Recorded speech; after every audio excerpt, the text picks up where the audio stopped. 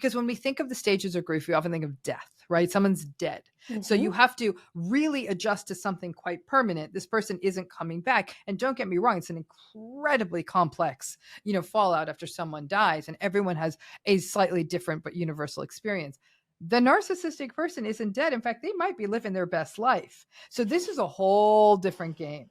Okay. So now dead people don't post to Instagram. Let's put it that way.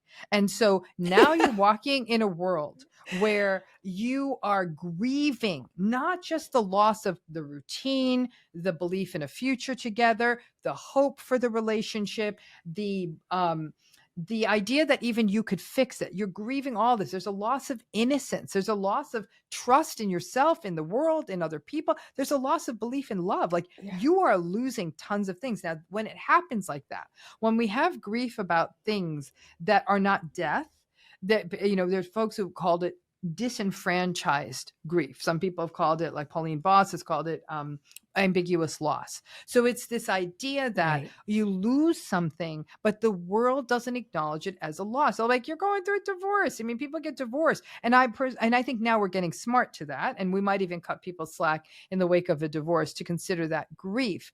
But when people use the word grief, I think some people are like, I mean, nobody's dead. Like you can go on, and they're still the parent to your children, whatever the role they have is, but they don't understand how many other things that matter to you that you lost. I mean, when we lose a relationship, we lose routines. If you have kids with this person, you're watching sort of the idea of a family that's together, or your kids having to go through all of that, regardless of what it is.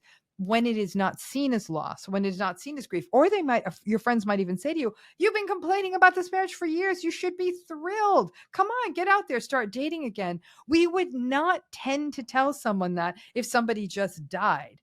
But when it's Right. a narcissistic relationship ending, some people even get the sense of, well, you should be glad. Now this person's gone. All you did was complain. But the grief is monumental, because it is this sense of grief of, there was nothing I could have done, and I really loved this person. Some people even feel like I still love this person. And as I said, for narcissistic people, either when the relationship ends, they're going to come for you, and it's going to be post-separation abuse, and they're going to harass you and text you and tell you all terrible things and talk badly about you to other people, or they're just going to snap into a new life like nothing happened, or they're going to do both, which is the worst version of this. But for people who say, I don't even know how to get my life going again, I don't know how to stand up again, this did such a number on me, to watch the narcissistic person literally a month later saying, I finally found my true love. And you're like, what